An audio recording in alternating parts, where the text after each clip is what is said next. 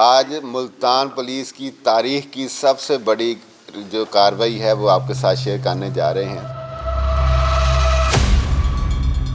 5 करोड़ 10 लाख से ज़ायद की बरामदगी हुई है। 22 गैंग्स गिरफ्तार हुए हैं। उन गैंग्स के मेंबरान की तादाद 79 है। रात के वक्त लोग आते थे, सिर्फ सोना चोरी करते थे। इन्होंने उस गैंग से 43 वारदात जो हैं वो बरामद की हैं।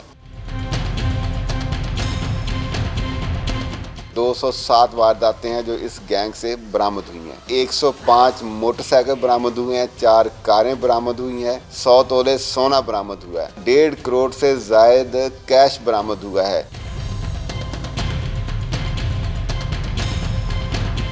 बड़े वसूख के साथ कह सकता हूँ कि इससे बड़ी कार्रवाई, इससे बड़ी रिकवरी मुल्तान पुलिस की हिस्ट्री में कभी नहीं हुई है।